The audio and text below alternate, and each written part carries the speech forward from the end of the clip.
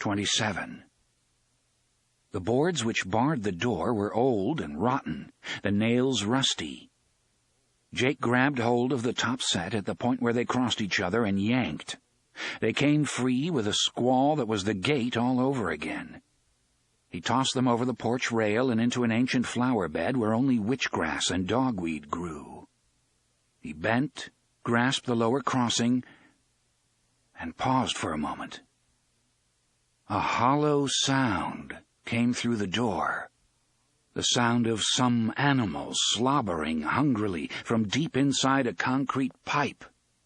Jake felt a sick sheen of sweat begin to break out on his cheeks and forehead. He was so frightened that he no longer felt precisely real. He seemed to have become a character in someone else's bad dream. The evil choir, the evil presence, was behind this door. The sound of it seeped out like syrup.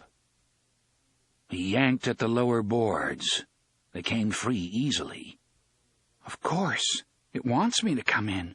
It's hungry, and I'm supposed to be the main course. A snatch of poetry occurred to him suddenly, something Miss Avery had read to them. It was supposed to be about the plight of modern man, who was cut off from all his roots and traditions, but to Jake it suddenly seemed that the man who had written that poem must have seen this house. I will show you something different from either your shadow in the morning striding behind you or your shadow at evening rising to meet you. I'll show you fear in a handful of dust, Jake muttered, and put his hand on the doorknob. And as he did, that clear sense of relief and surety flooded him again, the feeling that this was it. This time the door would open on that other world. He would see a sky untouched by smog and industrial smoke, and on the far horizon, not the mountains, but the hazy blue spires of some gorgeous unknown city. He closed his fingers around the silver key in his pocket, hoping the door was locked so he could use it. It wasn't. The hinges screamed, and flakes of rust sifted down from their slowly revolving cylinders as the door opened. The smell of decay struck Jake like a physical blow. Wet wood, spongy plaster, rotting laths, ancient stuffing. Below these smells was another, the smell of some beast's lair. Ahead was a dank, shadowy hallway. To the left, a staircase pitched and yawed its crazy way into the upper shadows. Its collapsed banister lay splintered on the hallway floor. But Jake was not foolish enough to think it was just splinters he was looking at. There were bones in that litter as well, the bones of small animals. Some did not look precisely like animal bones, and these Jake would not look at over long. He knew he would never summon the courage to go further if he did. He paused on the threshold, screwing himself up to take the first step. He heard a faint, muffled sound, very hard and very rapid, and realized it was his own teeth chattering in his head. "Why doesn't someone stop me?" he thought wildly. "Why doesn't somebody passing on the sidewalk shout, 'Hey, you're not supposed to be in there, can't you read?'" But he knew why. Pedestrians stuck mostly to the other side of this street, and those who came near this house did not linger. Even if someone did happen to look, they wouldn't see me, because I'm not really here. For better or worse, I've already left my world behind. I've started to cross over. His world is somewhere ahead. This was the hell between. Jake stepped into the corridor, and although he screamed when the door swung shut behind him with the sound of a mausoleum door being slammed, he wasn't surprised. Down deep, he wasn't surprised at all. 28. Once upon a time, there had been a young woman named Detta Walker who liked to frequent the honky-tonks and roadhouses along Ridgeline Road outside of Nutley and on Route 88 down by the power lines outside of Amhi. She had had legs in those days, and as the song says, she knew how to use them. She would wear some tight, cheap dress that looked like silk but wasn't, and dance with the white boys while the band played all those au-fait party tunes like Double Shot of My Baby's Love and the Hippie Hippie Shake. Eventually, she would cut one of the honkies out of the pack and let him lead her back to his car in the parking lot. There, she would make out with him. One of the world's great soul-kissers was Detta Walker, and no slouch with the old fingernails either, until he was just about insane, and then she'd shut him down. What happened next? Well, that was the question, wasn't it? That was the game. Some of 'em wept and begged. All right, but not great. Some of 'em raved and roared, which was better. And although she'd been slapped upside the head, punched in the eye, spat upon, and once kicked in the ass so hard she'd gone sprawling in the gravel parking lot of the Red Windmill, she had never been raped. They had all gone home with the blue balls, every damned au-fait one of 'em. Which meant in Detta Walker's book that she was the reigning champion, the undefeated queen. Of what? Of them. Of all those crew-cut, button-down, tight-ass, honky motherfuckers. Until now. There was no way to withstand the demon who lived in the speaking ring. No door handles to grab, no car to tumble out of, no building to run back into, no cheek to slap, no face to claw, no balls to kick if the au-fait sumbitch was slow getting the message. The demon was on her, and then, in a flash, he was in her. She could feel it, him, pressing her backward, even though she could not see it. Him. She could not see his hands, but she could see their work as her dress tore violently open in several places. Then, suddenly, pain. It felt as though she were being ripped open down there, and in her agony and surprise she screamed. Eddie looked around, his eyes narrowing. "I'm all right," she yelled. "Go on, Eddie. Forget about me. I'm all right." But she wasn't. For the first time since Detta had strode onto the sexual battlefield at the age of 13, she was losing. A horrid and gorged coldness plunged into her. It was like being fucked with an icicle. Dimly she saw Eddie turn away and begin drawing in the dirt again, his expression of warm concern fading back into the terrible, concentrated coldness she sometimes felt in him and saw on his face. Well, that was all right, wasn't it? She'd told him to go on, to forget her, to do what he needed to do in order to bring the boy over. This was her part of Jake's drawing, and she had no right to hate either of the men who had not twisted her arm or anything else to make her do it. But as the coldness froze her and Eddie turned away from her, she hated them both, could in fact have torn their honky balls off. Then Roland was with her. His strong hands were on her shoulders, and although he didn't speak, she heard him. "Don't fight. You can't win if you fight. You can only die. Sex is its weapon, Susanna, but it's also its weakness." Yes, it was always their weakness. The only difference was that this time she was going to have to give a little more. But maybe that was all right. Maybe in the end she would be able to make this invisible honky demon pay a little more. She forced herself to relax her thighs. Immediately they spread apart, pushing long, curved fans in the dirt. She threw her head back into the rain, which was now pelting down, and sensed its face lolling just over hers, eager eyes drinking in every contorted grimace which passed over her face. She reached up with one hand as if to slap, and instead slid it around the nape of her demon rapist's neck. It was like cupping a palmful of solid smoke. And did she feel it twitch backward, surprised at her caress? She tilted her pelvis upward, using her grip on the invisible neck to create the leverage. At the same time, she spread her legs even wider, splitting what remained of her dress up the side seams. God, it was huge. "Come on," she panted. "You ain't gonna rape me. You ain't. You wanna fuck me? I fuck you. I'll give you a fucking like you ain't never had. Fuck you to death." She felt the engorgement within her tremble, felt the demon try, at least momentarily, to draw back and regroup. Honey," she croaked. She squeezed her thighs inward, pinning it. "The fun just startin'." She began to flex her butt, humping at the invisible presence. She reached up with her free hand, interlaced all 10 fingers, and allowed herself to fall backward with her hips cocked, her straining arms seeming to hold nothing. She tossed her sweat-damp hair out of her eyes, her lips split in a shark-like grin. "Let me go," a voice cried out in her mind, but at the same time she could feel the owner of the voice responding in spite of itself. "No way, sugar, you wanted it, now you gonna get it." She thrust upward, holding on, concentrating fiercely on the freezing cold inside her. "I'm gonna melt that icicle, sugar, and when it's gone, what you gonna do then?" Her hips rose and fell, rose and fell. She squeezed her thighs mercilessly together, closed her eyes, clawed more deeply into the unseen neck, and prayed that Eddie would be quick. She didn't know how long she could do this. 29. The problem, Jake thought, was simple. Somewhere in this dank, terrible place was a locked door. The right door. All he had to do was find it.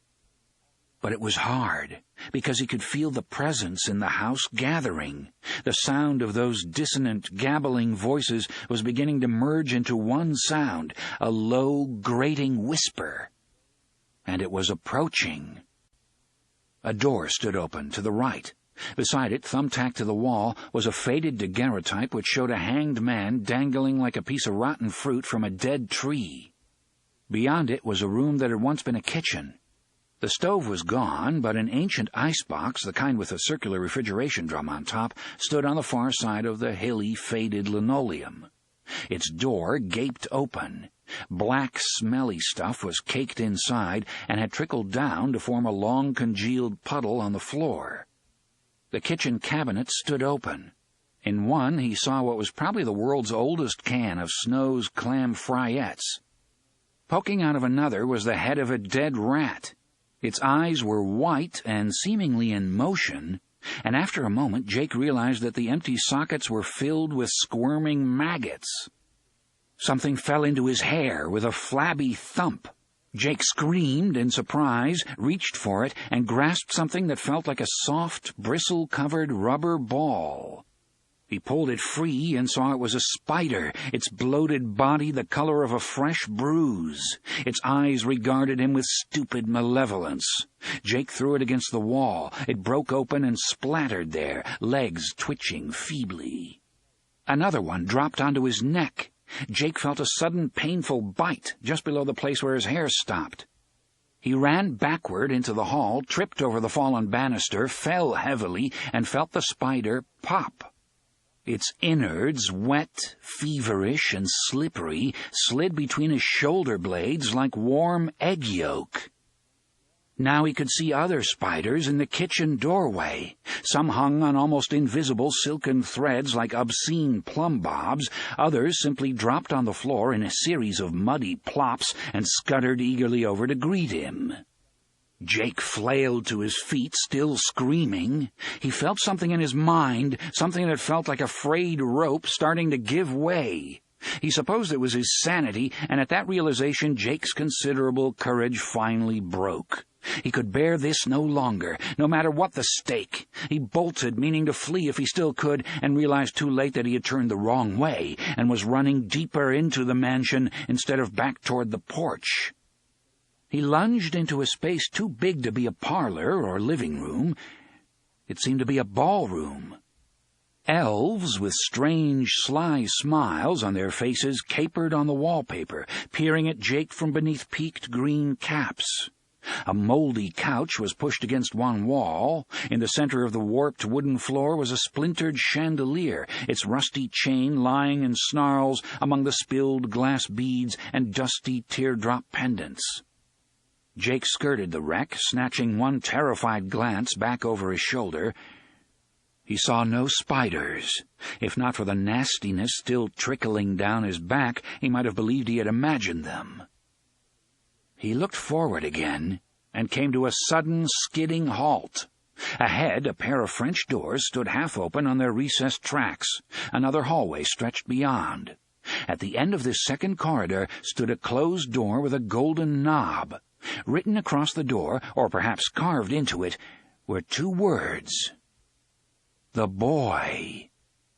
Below the doorknob was a filigreed silver plate and a keyhole. "I found it," Jake thought fiercely. "I finally found it! That's it! That's the door!" From behind him a low, groaning noise began, as if the house was beginning to tear itself apart. Jake turned and looked back across the ballroom. The wall on the far side of the room had begun to swell outward, pushing the ancient couch ahead of it. The old wallpaper shuddered, the elves began to ripple and dance. In places, the paper simply snapped upward in long curls, like window shades which have been released too suddenly. The plaster bulged forward in a pregnant curve. From beneath it, Jake could hear dry, snapping sounds as the lathing broke, rearranging itself into some new, as-yet-hidden shape. And still the sound increased, only it was no longer precisely a groan. Now it sounded like a snarl. He stared, hypnotized, unable to pull his eyes away. The plaster didn't crack and then vomit outward in chunks. It seemed to have become plastic.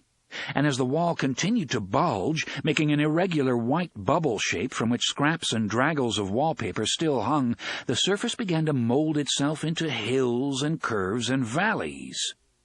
Suddenly Jake realized he was looking at a huge plastic face that was pushing itself out of the wall. It was like looking at someone who has walked headfirst into a wet sheet. There was a loud snap as a chunk of broken lath tore free of the rippling wall. It became the jagged pupil of one eye. Below it, the wall writhed into a snarling mouth filled with jagged teeth. Jake could see fragments of wallpaper clinging to its lips and gums. One plaster hand tore free of the wall, trailing an unraveling bracelet of rotted electrical wire. It grasped the sofa and threw it aside, leaving ghostly white finger marks on its dark surface. More lathing burst free as the plaster fingers flexed. They created sharp, splintery claws. Now the face was all the way out of the wall and staring at Jake with its one wooden eye. Above it, in the center of its forehead, one wallpaper elf still danced. It looked like a weird tattoo. There was a wrenching sound as the thing began to slide forward. The hall doorway tore out and became a hunched shoulder. The thing's one free hand clawed across the floor, spraying glass droplets from the fallen chandelier. Jake's paralysis broke. He turned, lunged through the French doors, and pelted down the second length of hallway with his pack bouncing and his right hand groping for the key in his pocket. His heart was a runaway factory machine in his chest. Behind him, the thing which was crawling out of the mansion's woodwork bellowed at him, and although there were no words, Jake knew what it was saying. It was telling him to stand still, telling him that it was useless to run, telling him there was no escape.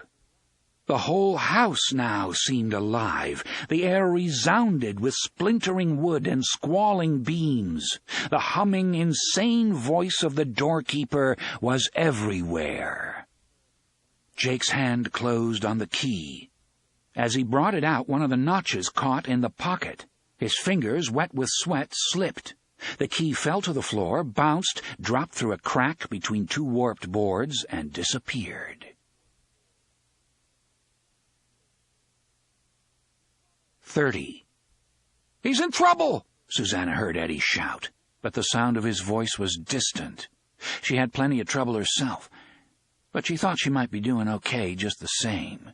"I'm gonna melt that icicle sugar," she had told the demon. "I'm gonna melt it, and when it's gone, what you gonna do then?" She hadn't melted it exactly, but she had changed it. The thing inside her was certainly giving her no pleasure, but at least the terrible pain had subsided, and it was no longer cold. It was trapped, unable to disengage. Nor was she holding it in with her body exactly. Roland had said sex was its weakness as well as its weapon, and he had been right as usual. It had taken her, but she had also taken it, and now it was as if each of them had a finger stuck in one of those fiendish Chinese tubes where yanking only sticks you tighter. She hung on to one idea for dear life, had to, because all other conscious thought had vanished.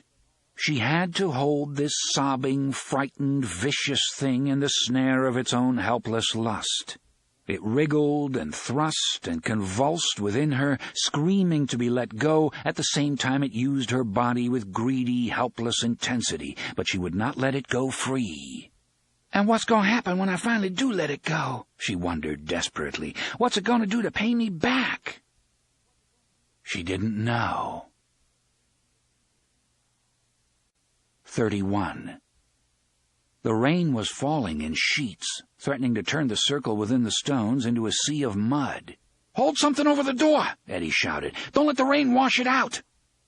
Roland snatched a glance at Susanna and saw she was still struggling with the demon. Her eyes were half shut, her mouth pulled down in a harsh grimace. He could not see or hear the demon, but he could sense its angry, frightened thrashings. Eddie turned his streaming face toward him. "Did you hear me?" he shouted. "Get something over the goddamn door, and do it now!" Roland yanked one of their hides from his pack and held a corner in each hand. Then he stretched his arms out and leaned over Eddie, creating a makeshift tent. The tip of Eddie's homemade pencil was caked with mud. He wiped it across his arm, leaving a smear the color of bitter chocolate, then wrapped his fist around the stick again and bent over his drawing. It was not exactly the same size as the door on Jake's side of the barrier. The ratio was perhaps 0.75 to 1, but it would be big enough for Jake to come through, if the keys worked. "If he even has a key, isn't that what you mean?" he asked himself. "Suppose he's dropped it, or that house made him drop it." He drew a plate under the circle which represented the doorknob, hesitated, and then squiggled the familiar shape of a keyhole within it. He hesitated. There was one more thing. But what? It was hard to think of, because it felt as if there were a tornado roaring through his head, a tornado with random thoughts flipping around inside it, instead of uprooted barns and privies and chicken houses. "Come on, sugar," Susanna cried from behind him. "You weakening on me. What's the matter? I thought you was some kind of hot-shit stud boy." Boy! That was it. Carefully, he wrote "the boy" across the top panel of the door with the tip of his stick. At the instant he finished the Y, the drawing changed. The circle of rain-darkened earth he had drawn suddenly darkened even more, and pushed up from the ground, becoming a dark, gleaming knob. And instead of brown, wet earth within the shape of the keyhole, he could see dim light. Behind him, Susanna shrieked at the demon again, urging it on, but now she sounded as if she were tiring. This had to end, and soon. Eddie bent forward from the waist like a Muslim saluting Allah and put his eye to the keyhole he had drawn. He looked through it into his own world, into that house which he and Henry had gone to see in May of 1977, unaware, except he, Eddie, had not been unaware, no, not totally unaware, even then, that a boy from another part of the city was following them. He saw a hallway. Jake was down on his hands and knees, tugging frantically at a board. Something was coming for him. Eddie could see it, but at the same time he could not. It was as if part of his brain refused to see it, as if seeing would lead to comprehension, and comprehension to madness. "Hurry up, Jake!" he screamed into the keyhole. "For Christ's sake, move it!" Above the speaking ring, thunder ripped the sky like cannon fire, and the rain turned to hail. 32. For a moment after the key fell, Jake only stood where he was, staring down at the narrow crack between the boards. Incredibly, he felt sleepy. "That shouldn't have happened," he thought. "It's one thing too much. I can't go on with this. Not 1 minute, not 1 single second longer. I'm going to curl up against that door instead. I'm going to go to sleep right away, all at once. And when it grabs me and pulls me toward its mouth, I'll never wake up." Then the thing coming out of the wall grunted, and when Jake looked up, his urge to give in vanished in a single stroke of terror. Now it was all the way out of the wall, a giant plaster head with 1 broken wooden eye and 1 reaching plaster hand. Chunks of lathing stood out on its skull in random hackles like a child's drawing of hair. It saw Jake and opened its mouth, revealing jagged wooden teeth. It grunted again. Plaster dust drifted out of its yawning mouth like cigar smoke. Jake fell to his knees and peered into the crack. The key was a small, brave shimmer of silvery light down there in the dark, but the crack was far too narrow to admit his fingers. He seized one of the boards and yanked with all his might. The nails which held it groaned, but held. There was a jangling crash. He looked down the hallway and saw the hand, which was bigger than his whole body, seize the fallen chandelier and throw it aside. The rusty chain, which had once held it suspended, rose like a bullwhip and then came down with a heavy crump. A dead lamp on a rusty chain rattled above Jake, dirty glass chattering against ancient brass. The doorkeeper's head, attached only to its single hunched shoulder and reaching arm, slid forward above the floor. Behind it, the remains of the wall collapsed in a cloud of dust. A moment later, the fragments humped up and became the creature's twisted, bony back. The doorkeeper saw Jake looking and seemed to grin. As it did, splinters of wood poked out of its wrinkling cheeks. It dragged itself forward through the dust-hazed ballroom, mouth opening and closing. Its great hand groped amid the ruins, feeling for purchase, and ripped one of the French doors at the end of the hall from its track. Jake screamed breathlessly and began to wrench at the board again. It wouldn't come, but the gunslinger's voice did. "The other one, Jake. Try the other one." He let go of the board he had been yanking at and grabbed the one on the other side of the crack. As he did, another voice spoke. He heard this one not in his head but with his ears, and understood it was coming from the other side of the door he had been looking for ever since the day he hadn't been run over in the street. "Hurry up, Jake! For Christ's sake, hurry up!" When he yanked this other board, it came free so easily that he almost tumbled over backward. 33. Two women were standing in the doorway of the used appliance shop across the street from the mansion. The older was the proprietor. The younger had been her only customer when the sounds of crashing walls and breaking beams began. Now, without knowing they were doing it, they linked arms about each other's waists and stood that way, trembling like children who hear a noise in the dark. Up the street, a trio of boys on their way to the Dutch Hill Little League field stood, gaping at the house, their red ball flyer wagon filled with baseball equipment forgotten behind them. A delivery driver nosed his van into the curb and got out to look. The patrons of Henry's Corner Market and the Dutch Hill Good pub afternoon, and this is the beautiful Ibrahim Mahal, also called as the Crown Villa Palace, the most famous place in Hyderabad for major events, that is marriages and "Is it an earthquake?" The delivery van and this is near to Paradise, just beside the Polo Grounds. But instead of waiting for an Clouds answer, behind the palace he are jumped back looking behind the wheel of his van and drove fantastic away also. rapidly, swerving to the wrong Thank you side of the for street watching. to keep away from the ruined house, which was the epicenter of this convulsion. The entire house seemed to be bowing inward. Boards splintered, jumped off its face, and rained down into the yard. Dirty, gray-black waterfalls of slate shingles poured down from the eaves. There was an ear-splitting bang, and a long, zigzagging crack shot down the center of the mansion. The door disappeared into it, and then the whole house began to swallow itself from the outside in. The younger woman suddenly broke the older one's grip. "I'm getting out of here," she said, and began to run up the street without looking back. 34.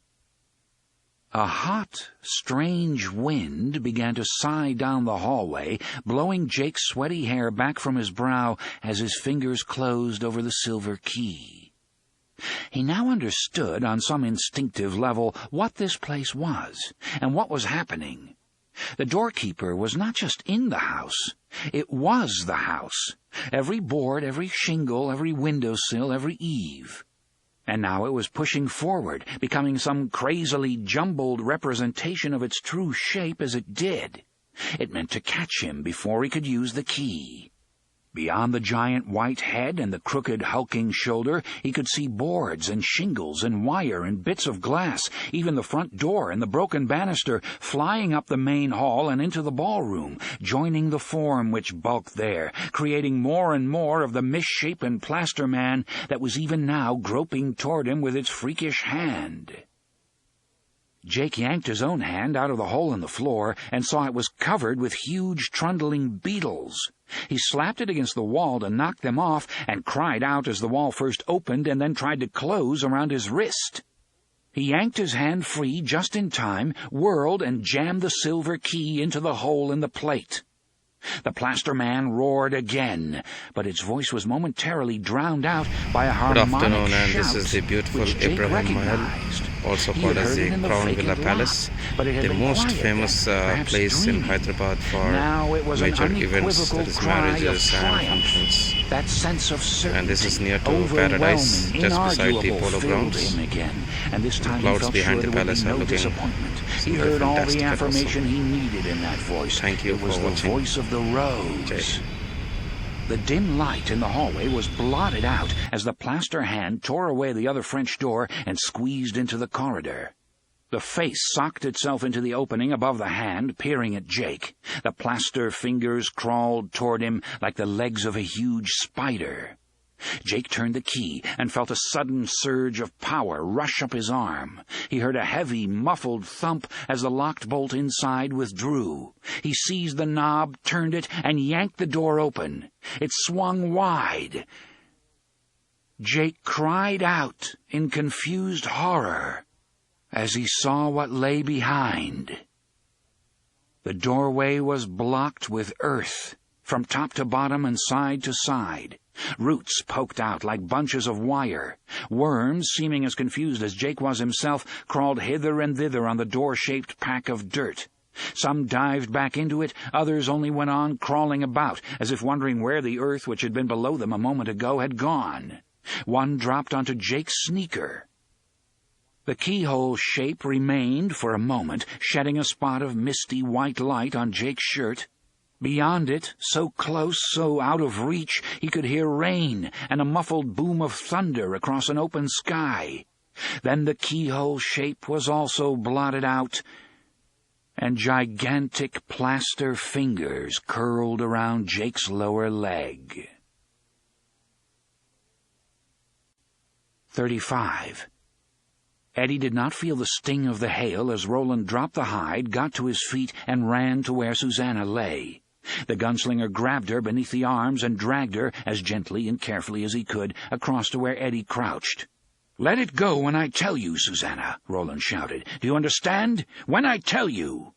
Eddie saw and heard none of this. He heard only Jake screaming faintly on the other side of the door. The time had come to use the key. He pulled it out of his shirt and slid it into the keyhole he had drawn. He tried to turn it. Good afternoon, and this is the beautiful Ibrahim Mahal, also called as the Crown Villa Palace, the most famous place in Hyderabad for major events, that is marriages and functions. And this is near to Paradise, just beside the Polo Grounds. The clouds behind the palace are looking simply fantastic and awesome. But there was no answer from Thank you God. for watching. Only another crash of thunder and a streak of lightning across a sky now filled with racing clouds. 36. Jake lunged upward, grabbed the chain of the lamp which hung above him, and ripped free of the doorkeeper's clutching fingers. He swung backward, used the packed earth in the doorway to push off, and then swung forward again like Tarzan on a vine. He raised his legs and kicked out at the clutching fingers as he closed on them. Plaster exploded in chunks, revealing a crudely jointed skeleton of lathing beneath. The plaster man roared, a sound of intermingled hunger and rage. Beneath that cry, Jake could hear the whole house collapsing, like the one in that story of Edgar Allan Poe. He pendulumed back on the chain, struck the wall of packed earth which blocked the doorway, then swung forward again. The hand reached up for him, and he kicked at it wildly, legs scissoring. He felt a stab of pain in his foot as those wooden fingers clutched. When he swung back again, he was minus a sneaker. He tried for a higher grip on the chain, found it, and began to shinny up toward the ceiling. There was a muffled, creaking thud above him. Fine plaster dust had begun to sift down on his upturned, sweating face. The ceiling had begun to sag. The lamp chain was pulling out of it a link at a time. There was a thick, crunching sound from the end of the hallway as the plaster man finally pushed its hungry face through the opening. Jake swung helplessly back toward that face, screaming. 37. Eddie's terror and panic suddenly fell away. The cloak of coldness dropped over him, a cloak Roland of Gilead had worn many times. It was the only armor the true gunslinger possessed, and all such a one needed. At the same moment a voice spoke in his mind. He had been haunted by such voices over the last 3 months. Good afternoon, and this is the beautiful Abraham Mahal, also called as the Crown Villa Palace, the most famous place in Hyderabad for major events, that is marriages and functions. And this is near to Paradise, just beside the polo grounds. The clouds behind the palace are looking simply fantastic at also. Take it off. Thank you for watching. Take it off and look again. It may not be too late, even now. He was faintly aware that the gunslinger was staring at him grimly, faintly aware that Susanna was shrieking at the demon in a fading but still defiant voice, faintly aware that on the other side of the door Jake was screaming in terror, or was it now agony? Eddie ignored them all. He pulled the wooden key out of the keyhole he had drawn, out of the door, which was now real, and looked at it fixedly, trying to recapture the innocent delight he had sometimes known as a child, the delight of seeing a coherent shape hidden in senselessness. And there it was, the place he'd gone wrong, so clearly visible he couldn't understand how he'd missed it in the first place. I really must have been wearing a blindfold, he thought. It was the S shape at the end of the key, of course. The second curve was a bit too fat, just a tiny bit. "Knife," he said, and held out his hand like a surgeon in an operating room. Roland slapped it into his palm without a word.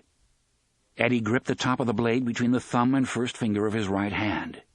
He bent over the key, unmindful of the hail which pelted his unprotected neck, and the shape in the woods stood out more clearly, stood out with its own lovely and undeniable reality. He scraped, once, delicately. A single sliver of ash, so thin it was almost transparent, curled up from the belly of the S shape at the end of the key. On the other side of the door, Jake Chambers shrieked again. 38. The chain let go with a rattling crash, and Jake fell heavily, landing on his knees. The doorkeeper roared in triumph.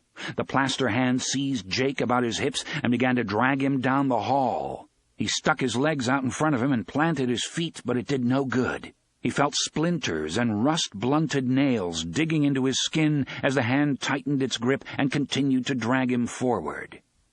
The face appeared to be stuck just inside the entrance to the hallway like a cork in a bottle. Good afternoon, and this is the beautiful Abraham Mahal, also called as the Crown Villa Palace, the most famous place in Hyderabad for major events, that is marriages and functions.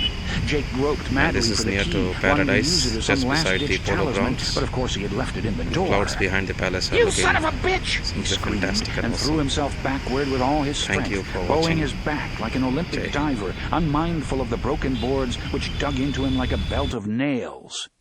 He felt his jeans slide down on his hips, and the grip of the hand slipped momentarily. Jake lunged again. The hand clenched brutally, but Jake's jeans slid down to his knees, and his back slammed to the floor with the pack to cushion the blow. The hand loosened, perhaps wanting to secure a firmer grip upon its prey. Jake was able to draw his knees up a little, and when the hand tightened again, Jake drove his legs forward. The hand yanked backward at the same time, and what Jake had hoped for happened. His jeans and his remaining sneaker were peeled from his body, leaving him free again, at least for the moment. He saw the hand rotate on his wrist of boards and disintegrating plaster and jam his dungarees into his mouth. Then he was crawling back toward the blocked doorway on his hands and knees, oblivious of the glass fragments from the fallen lamp, wanting only to get his key again. He had almost reached the door when the hand closed over his naked legs and began to pull him back once more. 39. The shape was there now, finally all there. Eddie put the key back into the keyhole and applied pressure. For a moment there was resistance, and then it revolved beneath his hand. He heard the locking mechanism turn, heard the bar pull back, felt the key crack in two the moment it had served its purpose. He grasped the dark, polished knob with both hands and pulled. There was a sense of great weight wheeling on an unseen pivot, a feeling that his arm had been gifted with boundless strength. and a clear knowledge that two worlds had suddenly come in contact, and a way had been opened between them. He felt a moment of dizziness and disorientation, and as he looked through the doorway he realized why. Although he was looking down, vertically, he was seeing horizontally. It was like a strange optical illusion created with prisms and mirrors. Then he saw Jake being pulled backward down the glass and plaster-littered hallway, elbows dragging, calves pinned together by a giant hand. And he saw the monstrous mouth which awaited him, fuming some white fog that might have been either smoke or dust. "Roland!" Eddie shouted. "Roland, it's got him!" Then he was knocked aside. 40. Susanna was aware of being hauled up and whirled around. The world was a carousel blur, standing stones, gray sky, hailstone-littered ground, and a rectangular hole that looked like a trapdoor in the ground. Screams drifted up from it. Within her the demon raved and struggled, wanting only to escape, but helpless to do so until she allowed it. "Now!" Roland was shouting. "Let it go now, Susanna! For your father's sake, let it go now!" And she did. She had, with Detta's help, constructed a trap for it in her mind, something like a net of woven rushes, and now she cut them. She felt the demon fly back from her at once, and there was an instant of terrible hollowness, terrible emptiness. These feelings were at once overshadowed by relief and a grim sense of nastiness and defilement. As its invisible weight fell away, she glimpsed it, an inhuman shape like a manta ray, with huge curling wings and something that looked like a cruel bailing hook curving out and up from beneath. She sensed the thing flash above the open hole in the ground, saw Eddie looking up with wide eyes, saw Roland spread his arms wide to catch the demon. The gunslinger staggered back, almost knocked off his feet by the unseen weight of the demon. Then he rocked forward again with an armload of nothing. Clutching it, he jumped through the doorway and was gone. 41. Sudden white light flooded the hallway of the mansion. Hailstones struck the walls and bounced up from the broken boards of the floor. Jake heard confused shouts, then saw the gunslinger come through. He seemed to leap through as if he had come from above. His arms were held out far in front of him, the tips of the fingers locked. Jake felt his feet slide into the doorkeeper's mouth. "Roland!" he shrieked. "Roland, help me!" The gunslinger's hands parted, and his arms were immediately thrown wide. He staggered backward.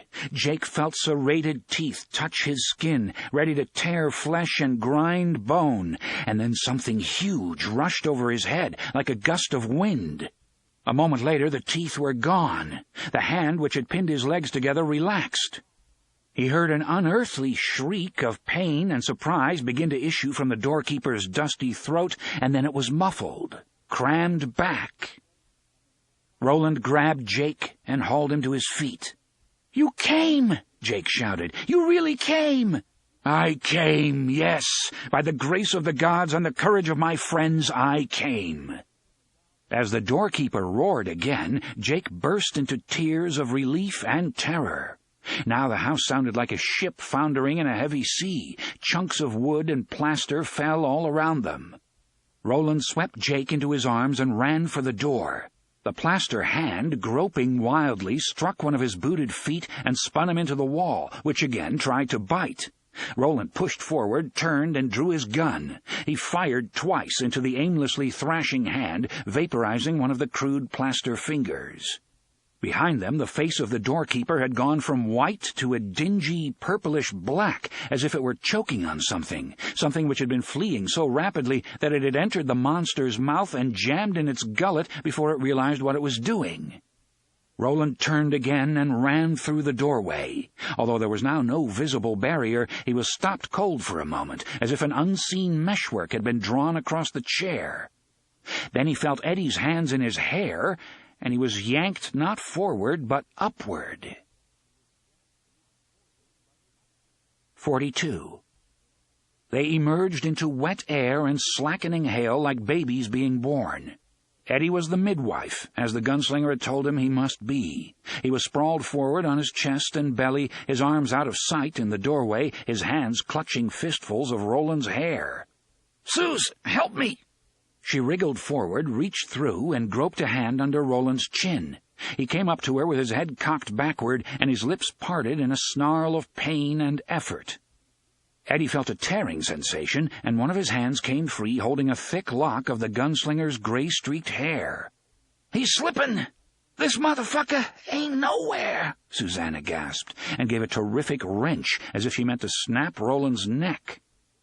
Two small hands shot out of the doorway in the center of the circle and clutched one of the edges. Freed of Jake's weight, Roland got an elbow up, and a moment later he was boosting himself out. As he did it, Eddie grabbed Jake's wrists and hauled him up. Jake rolled onto his back and lay there, panting. Eddie turned to Susanna, took her in his arms, and began to rain kisses on her forehead, cheeks, and neck. He was laughing and crying at the same time. She clung to him, breathing hard, but there was a small, satisfied smile on her lips, and one hand slipped over Eddie's wet hair in slow, contented strokes. From below them came a cauldron of black sounds, squeals, grunts, thuds, crashes. Roland crawled away from the hole with his head down. His hair stood up in a wild wad. Threads of blood trickled down his cheeks. "Shut it!" he gasped at Eddie. "Shut it for your father's sake!" Eddie got the door moving, and those vast, unseen hinges did the rest. The door fell with a gigantic, toneless bang, cutting off all sound from below. As Eddie watched, the lines that had marked its edges faded back to smudged marks in the dirt. The doorknob lost its dimension and was once more only a circle he'd drawn with a stick. Where the keyhole had been, there was only a crude shape with a chunk of wood sticking out of it, like the hilt of a sword from a stone. Susanna went to Jake and pulled him gently to a sitting position. "You all right, sugar?" He looked at her dazedly. "Yes, I think so." "Where is he? The gunslinger. There's something I have to ask him." "I'm here, Jake," Roland said. He got to his feet, drunk walked over to Jake and hunkered beside him. He touched the boy's smooth cheek almost unbelievingly. "You won't let me drop this time?" "No," Roland said. "Not this time, not ever again." But in the deepest darkness of his heart, he thought of the tower and wondered. 43. The hail changed to a hard, driving rain, but Eddie could see gleams of blue sky behind the unraveling clouds in the north. The storm was going to end soon, but in the meantime they were going to get drenched. He found he didn't mind. He could not remember when he had felt so calm, so at peace with himself, so utterly drained. This mad adventure wasn't over yet. He suspected, in fact, that it had barely begun. But today they had won a big one. "Suze?" He pushed her hair away from her face and looked into her dark eyes. "Are you okay? Did it hurt you?" "Hurt me a little, but I'm okay. I think that bitch Dedawaka is still the undefeated Roadhouse champion, demon or no demon." "What's that mean?" She grinned impishly. "Not much. Not anymore, thank God. How about you, Eddie? All right?" Eddie listened for Henry's voice, and didn't hear it. He had an idea that Henry's voice might be gone for good. "Even better than that," he said, and laughing, folded her into his arms again. Over her shoulder he could see what was left of the door, only a few faint lines and angles. Soon the rain would wash those away, too. 44. "What's your name?" Jake asked the woman, whose legs stopped just above the knee. He was suddenly aware that he had lost his pants in his struggle to escape the doorkeeper, and he pulled the tail of his shirt down over his underwear. There wasn't very much left of her dress, either, as far as that went. "Susanna Dean," she said. "I already know your name." "Susanna," Jake said thoughtfully. "I don't suppose your father owns a railroad company, does he?" She looked astonished for a moment, then threw her head back and laughed. "Why, no, sugar. He was a dentist who went and invented a few things and got rich. What makes you ask a thing like that?" Jake didn't answer. He had turned his attention to Eddie. The terror had already left his face, and his eyes had regained that cool, assessing look which Roland remembered so well from the way station. "Hi, Jake," Eddie said. "Good to see you, man." "Hi," Jake said. "I met you earlier today, but you were a lot younger then." "I was a lot younger 10 minutes ago. Are you okay?" "Yes," Jake said. "Some scratches, that's all." He looked around. "You haven't found the train yet?" This was not a question. Eddie and Susanna exchanged puzzled looks, but Roland only shook his head. "No train." "Are your voices gone?" Roland nodded. "All gone. Yours?" "Gone. I'm all together again. We both are." They looked at the same instant, with the same impulse. As Roland swept Jake into his arms, the boy's unnatural self-possession broke, and he began to cry. It was the exhausted, relieved weeping of a child who has been lost long, suffered much, and is finally safe again. As Roland's arms closed about his waist, Jake's own arms slipped about the gunslinger's neck and gripped like hoops of steel. "I'll never leave you again," Roland said, and now his own tears came. "I swear to you on the names of all my fathers, I'll never leave you again." Yet his heart, that silent, watchful, lifelong prisoner of Ka, received the words of this promise not just with wonder, but with doubt. Book 2. Lud. A Heap of Broken Images. 4. Town and Ka-Tet. 1. 4 days after Eddie had yanked him through the doorway between worlds, minus his original pair of pants and his sneakers, but still in possession of his pack and his life, Jake awoke with something warm and wet nuzzling at his face. If he had come around to such a sensation on any of the 3 previous mornings, he undoubtedly would have wakened his companions with his screams, for he had been feverish, and his sleep had been haunted by nightmares of the Plaster Man. In these dreams his pants did not slide free, the doorkeeper kept its grip, and it tucked him into its unspeakable mouth, where its teeth came down like the bars guarding a castle keep. Jake awoke from these dreams shuddering and moaning helplessly. The fever had been caused by the spider bite on the back of his neck. When Roland examined it on the 2nd day and found it worse instead of better, he had conferred briefly with Eddie and had then given Jake a pink pill. "You'll want to take 4 of these every day for at least a week," he said. Jake had gazed at it doubtfully. "What is it?" "Cheflet," Roland said, then looked disgustedly at Eddie. "You tell him. I still can't say it." "Keflex. You can trust it, Jake. It came from a government-approved pharmacy in good old New York. Roland swallowed a bunch of it, and he's as healthy as a horse. Looks a little like one, too, as you can see." Jake was astonished. "How did you get medicine in New York?" "That's a long story," the gunslinger said. "You'll hear all of it in time. But for now, just take the pill." Jake did. The response was both quick and satisfying. The angry red swelling around the bite began to fade in 24 hours, and now the fever was gone as well.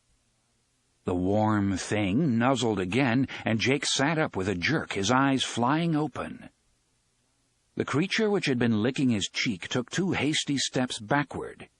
It was a billy bumbler, but Jake didn't know that. He had never seen one before now. It was skinnier than the ones Roland's party had seen earlier, and its black and gray-striped fur was matted and mangy. There was a clot of old dried blood on one flank. Its gold-ringed black eyes looked at Jake anxiously.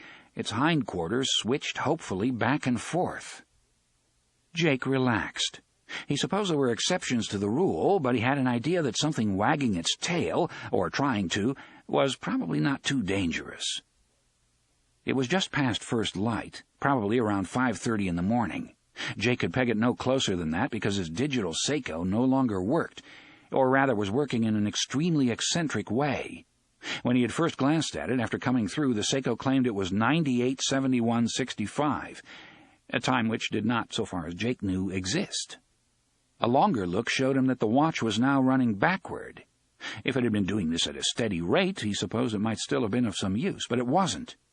It would unwind its numbers at what seemed like the right speed for a while. Jake verified this by saying the word Mississippi between each number, and then the readout would either stop entirely for 10 or 20 seconds, making him think the watch had finally given up the ghost, or a bunch of numbers would blur by all at once. He had mentioned this odd behavior to Roland and had shown him the watch, thinking it would amaze him, but Roland examined it closely for only a moment or two before nodding in a dismissive way and telling Jake it was an interesting clock, but as a rule no timepiece did very good work these days. So the Seiko was useless, but Jake still found himself loath to throw it away, because he supposed it was a piece of his old life, and there were only a few of those left. Right now, the Seiko claimed it was 62 minutes past 40 on a Wednesday, Thursday, and Saturday in both December and March. The morning was extremely foggy. Beyond a radius of 50 or 60 feet, the world simply disappeared. If this day was like the previous 3, the sun would show up as a faint white circle in another 2 hours or so, and by 9:30 the day would be clear and hot. Jake looked around and saw his traveling companions. He didn't quite dare call them friends, at least not yet, asleep beneath their hide blankets. Roland close by, Eddie and Susanna a larger hump on the far side of the dead campfire. He once more turned his attention to the animal which had awakened him. It looked like a combination raccoon and woodchuck, with a dash of dachshund thrown in for good measure. "How you doing, boy?" he asked softly. "Oi!" the Billy Bumbler replied at once, still looking at him anxiously. Its voice was low and deep, almost a bark, the voice of an English footballer with a bad cold in his throat. Jake recoiled, surprised. The Billy Bumbler, startled by the quick movement, took several further steps backward, seemed about to flee, and then held its ground. Its hindquarters wagged back and forth more strenuously than ever, and its gold-black eyes continued to regard Jake nervously. The whiskers on its snout trembled. "This one remembers men," a voice remarked at Jake's shoulder. He looked around and saw Roland squatting just behind him, with his forearms resting on his thighs and his long hands dangling between his knees. He was looking at the animal with a great deal more interest than he had shown in Jake's watch. "What is it?" Jake asked softly. He did not want to startle it away. He was enchanted. "Its eyes are beautiful." "Billy Bumbler," Roland said. "Umber," the creature ejaculated and retreated another step. "It talks." "Not really. Bumblers just repeat what they hear, or used to. I haven't heard one do it in years. This fellow looks almost starved. Probably came to forage." "He was licking my face. Can I feed it?" "We'll never get rid of it if you do," Roland said, then smiled a little and snapped his fingers. "Hey, Billy." The creature mimicked the sound of the snapping fingers somehow. It sounded as if it were clucking its tongue against the roof of its mouth. "Hey," it called in its hoarse voice. "Hey, Illy." Now its ragged hindquarters were positively flagging back and forth. "Go ahead and give it a bite. I knew an old groom once who said a good bumbler is good luck. This looks like a good one." "Yes," Jake agreed, "it does." Once they were tame, and every barony had half a dozen roaming around the castle or manor house. They weren't good for much except amusing the children and keeping the rat population down. They can be quite faithful, or were in the old days, although I never heard of one that would remain as loyal as a good dog. The wild ones are scavengers, not dangerous, but a pain in the ass. "Ass!" cried the Bumbler. Its anxious eyes continued to flick back and forth between Jake and the gunslinger.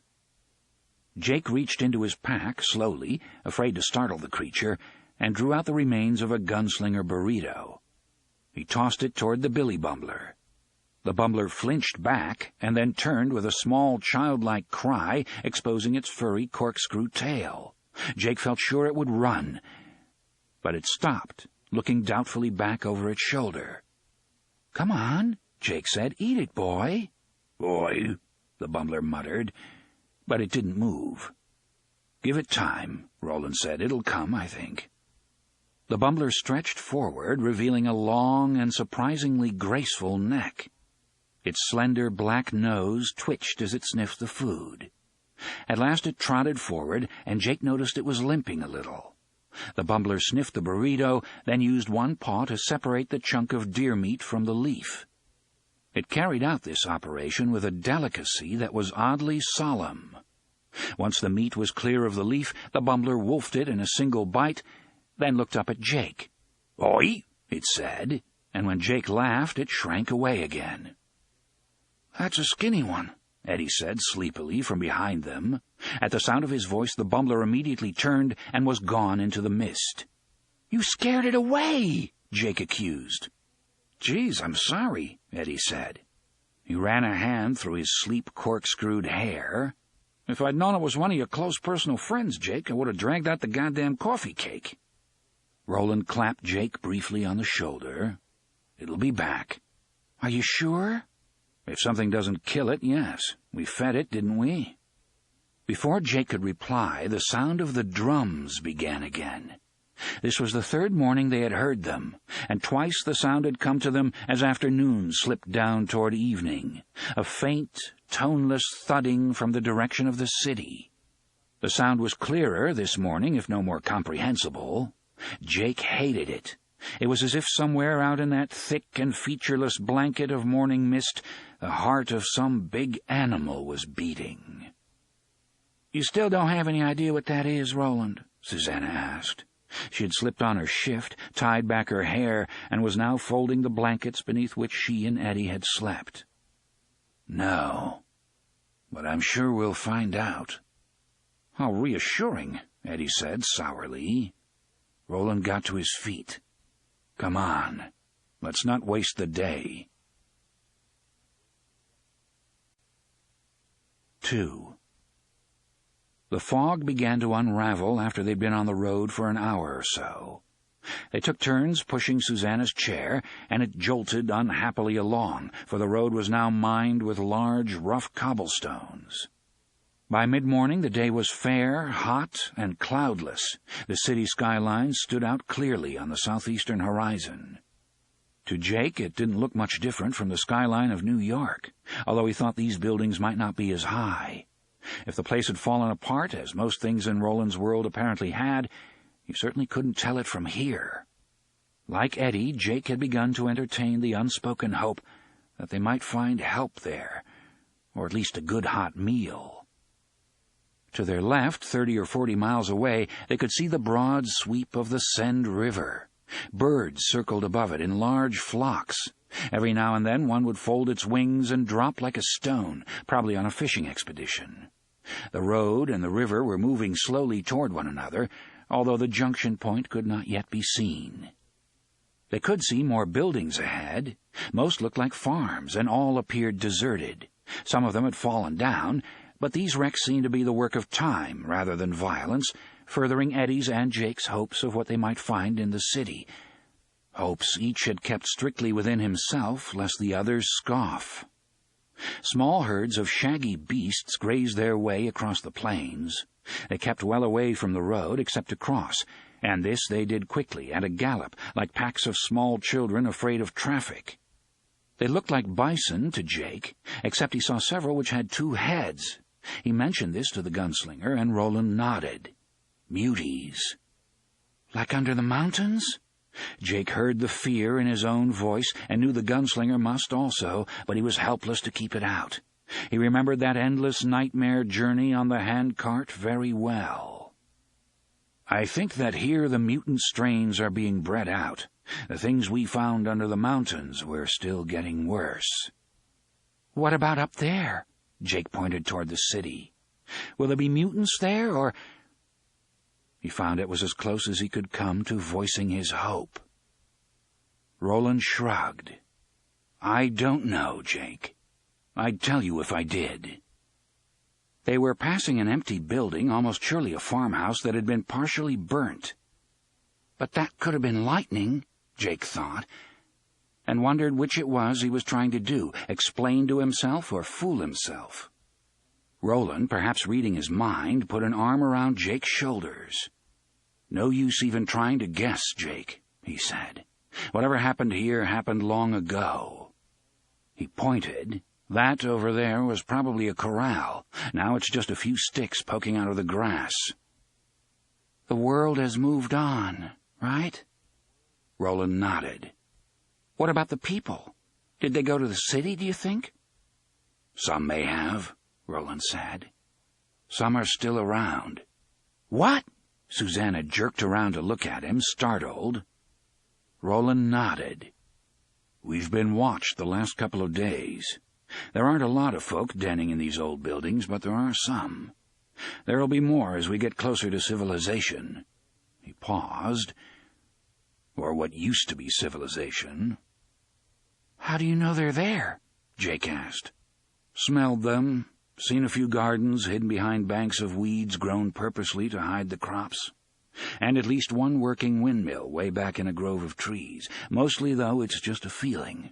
Like shade on your face instead of sunshine. It'll come to you three in time, I imagine." "Do you think that dangerous?" Susanna asked.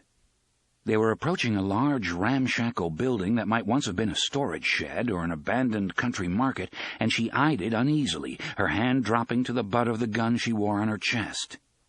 "Will a strange dog bite?" the gunslinger countered. "What's that mean?" Eddie asked. "I hate it when you start up with your Zen Buddhist shit, Roland." "It means I don't know," Roland said. "Who is this man Zen Buddhist? Is he wise like me?" Eddie looked at Roland for a long, long time before deciding the gunslinger was making one of his rare jokes. "Get out of here," he said. He saw one corner of Roland's mouth twitch before he turned away. As Eddie started to push Susanna's chair again, something else caught his eye. "Hey, Jake," he called.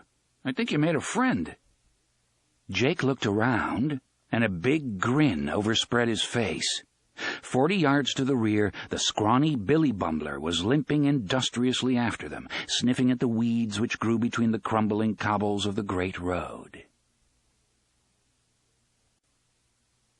3. Some hours later, Roland called a halt and told them to be ready. "For what?" Eddie asked. Roland glanced at him. "Anything." It was perhaps 3 o'clock in the afternoon. They were standing at a point where the great road crested a long, rolling drumlin which ran diagonally across the plain like a wrinkle in the world's biggest bedspread. Below and beyond, the road ran through the first real town they had seen. It looked deserted, but Eddie had not forgotten the conversation that morning. Roland's question, "Will a strange dog bite?" no longer seemed quite so zen-y. "Jake?" "What?" Eddie nodded to the butt of the Ruger, which protruded from the waistband of Jake's blue jeans, the extra pair he had tucked into his pack before leaving home. "Do you want me to carry that?" Jake glanced at Roland. The gunslinger only shrugged, as if to say, "It's your choice." "Okay." Jake handed it over. He unshouldered his pack, rummaged through it, and brought out the loaded clip. He could remember reaching behind the hanging files in one of his father's desk drawers to get it, but all that seemed to have occurred a long, long time ago.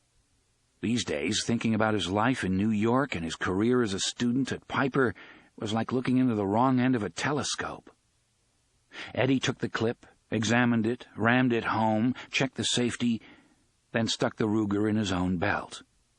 "Listen closely and heed me well," Roland said. "If there are people, they'll likely be old, and much more frightened of us than we are of them. The younger folk will be long gone. It's unlikely that those left will have firearms. In fact, ours may be the first guns many of them have ever seen, except maybe for a picture or two in the old books. Make no threatening gestures. And the childhood rule is a good one. Speak only when spoken to. What about bows and arrows? Susanna asked. Yes, they may have those. Spears and clubs as well. Don't forget rocks, Eddie said bleakly, looking down at the cluster of wooden buildings. The place looked like a ghost town, but who knew for sure? And if they're hot up for rocks, there's always the cobbles from the road. Yes, there's always something, Roland agreed. But we'll start no trouble ourselves. Is that clear? They nodded. Maybe it would be easier to detour around, Susanna said. Roland nodded, eyes never leaving the simple geography ahead.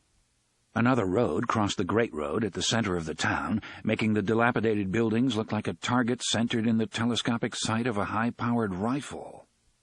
It would, but we won't. Detouring's a bad habit that's easy to get into. It's always better to go straight on, unless there's a good, visible reason not to. I see no reason not to here. And if there are people, well, that might be a good thing. We could do with a little palaver. Susanna reflected that Roland seemed different now, and she didn't think it was simply because the voices in his mind had ceased. This is the way he was when he still had wars to fight and men to lead and his old friends around him, she thought. How he was before the world moved on, and he moved on with it, chasing that man Walter. This is how he was before the big empty turned him inward on himself and made him strange. They might know what those drum sounds are, Jake suggested. Roland nodded again. Anything they know, particularly about the city, would come in handy. But there's no need to think ahead too much about people who may not even be there. Tell you what, Susanna said, I wouldn't come out if I saw us. 4 people, 3 of them armed. We probably look like a gang of those old-time outlaws in your stories, Roland. What do you call them? Harriers. His left hand dropped to the sandalwood grip of his remaining revolver, and he pulled it a little way out of the holster. But no Harrier ever born carried one of these, and if there are old-timers in yon village, they'll know it. Let's go. Jake glanced behind them and saw the bumbler lying in the road with his muzzle between his short front paws, watching them closely. "Oi!" Jake called. "Oi!" the bumbler echoed, and scrambled to its feet at once. They started down the shallow knoll toward the town, with Oi trotting along behind them.